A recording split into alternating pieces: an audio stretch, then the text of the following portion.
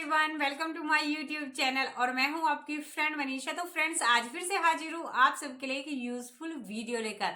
Friends, अगर आपकी pregnancy का थर्ड टाइमेस्टर यानी कि अगर आपका 7वां 8वां और 9वां महीना चल रहा है तो ये वीडियो आप ही के लिए है। बहुत ही इंफॉर्मेटिव वीडियो रहने वाली है, तो वीडियो को पूरा जरूर देखें, बिल्कुल भी स्किप ना करें। तो फ्रेंड्स, अगर आपका 7वां 8वां 9वां महीना चल रहा है तो बहुत सी महिलाएं इस टाइम पर बहुत ज्यादा गलती कर देती हैं, बिल्कुल भी सावधानियां नहीं बरती हैं प्रेगनेंसी टाइम में, जिससे कि उनकी प्रीमेच्योर डिलीवरी हो जाती है और बच्चे को काफी खतरा रहता है। तो आपको ये सारी गलतियां नहीं करनी है जो कि आज की इस वीडियो में मैं आपको बताने वाली हूं, जिससे कि आपकी प्रीमेच्योर डिलीवरी का डर ना रहे और आपको बच्चा एकदम से सुरक्षित बाहर आए। तो चलिए फ्रेंड्स, वीडियो को शुरू करते हैं। सबसे पहला काम आपको जो नहीं करना है वो है एकदम से आपको बिल्कुल भी झुकना नहीं है। जैसे कि बहुत सारी महिलाएं होती हैं, कोई चीज उठाने के लिए एकदम से अपनी कमर को बिल्कुल झुका लेती हैं।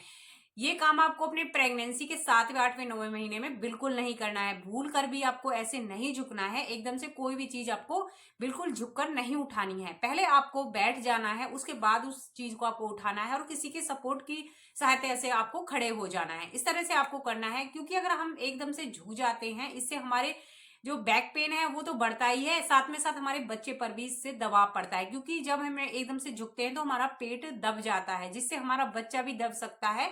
और कई महिलाएं अगर इस तरह की हरकत रोज रोज करती हैं तो कभी कभी बच्चे का जो एक दो अंग है वो भी दब जाता है और बच्चा डिफेक्टिव भी पैदा हो जाता है। तो ये काम आपको बिल्कुल नहीं करना है। आपको एकदम से झटके से बिल्कुल भी झुककर कोई चीज नहीं लेनी है। सेकंड जो काम आपको नहीं करना है इस टाइम पर, आपको ज्यादा टाइम तक ना तो खड़ा रहना है और ना ही बैठना है। क्योंकि अगर आप जैसे ज्यादा टाइम तक खड़े रहते हो, जैसे कि बहुत सारी महिलाएं बहुत टाइम तक एक एक दो दो घंटे किचन में खड़ी होकर काम करती हैं, तो अगर आपकी प्रेगनेंसी का भी 7वां 8वां 9वां महीना चल रहा है तो ये काम आपको बिल्कुल नहीं करना है। अगर आपको खाना ही बनाना है तो आप पहले आधे घंटे के लिए किचन में जाइए और खड़े होकर खाना बना लीजिए। उसके बाद आप रेस्ट कर लीजिए, फिर उसके बाद खाना बना लीजिए। इस तरह से आपको करना है। एकदम से 1 या 2 घंटे आपको बिल्कुल भी कंटिन्यू खड़े नहीं रहना है, क्योंकि जब हम खड़े रहते हैं तो बच्चा बहुत जल्दी हेड डाउन कर लेता है, जिसकी वजह से प्रीमेच्योर डिलीवरी हो जाती है। तो आपको ये काम नहीं करना है।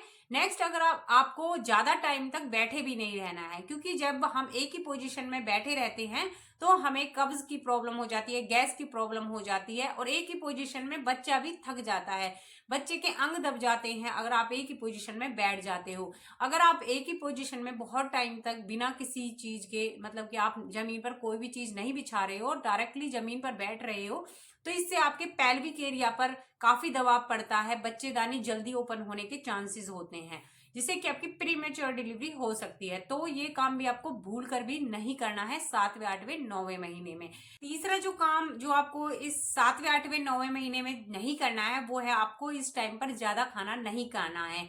जैसे कि हम बहुत सारी महिलाओं से प्रेगनेंसी टाइम में सुनते हैं कि हमें दुगना खाना चाहिए या फिर 4 गुना ज्यादा खाना चाहिए, क्योंकि हमारे पेट में बच्चा है। एक नॉर्मल इंसान से हमें दुगना खाना चाहिए, बट ऐसा नहीं है फ्रेंड्स। आपको इस तरह की जो बातें हैं अपने माइंड में नहीं लानी है। हमें प्रेगनेंसी के दौरान दुगना नहीं खाना है, हमें सिर्फ दुगनी कैलोरी वाला खाना खाना है। इस टाइम पर फ्रेंड्स हमें वैसा खाना खाना है जिस खाने में फाइबर अधिक से अधिक हो, आयरन हो और प्रोटीन हो, विटामिन हो, मतलब कि एक संतुलित आहार इस टाइम पर लेना है, ना कि हमें दुगना आहार लेना है।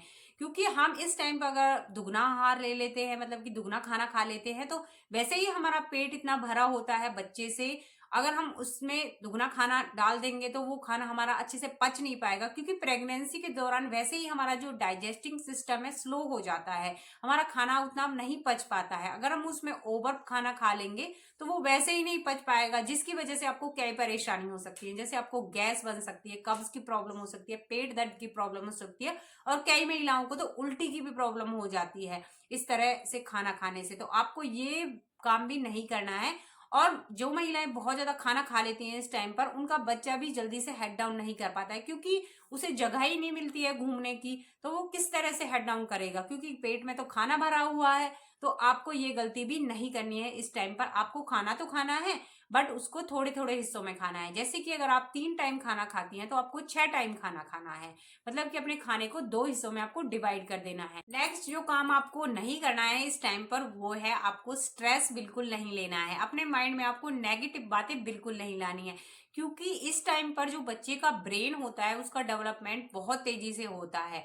अगर आप अपने माइंड में नेगेटिव बातें लाएंगे, स्ट्रेस लेंगे, तो वैसा ही बच्चे के दिमाग पर भी असर पड़ेगा। जैसी बातें आप प्रेगनेंसी के दौरान सोचते हो वैसे ही बातें बच्चे के माइंड में चली जाती हैं और बच्चे का ब्रेन का डेवलपमेंट भी बहुत अच्छे से नहीं हो पाता है। तो इसलिए आपको पॉजिटिव अपनी थिंकिंग रखनी है, इस टाइम पर पॉजिटिव बातों को सोचना है और पॉजिटिव हमेशा रहना है, हैप्पी रहना है, ताकि आपके बच्चे का ब्रेन अच्छे से डेवलप हो सके और बच्चा एकदम से हेल्दी बेबी हो।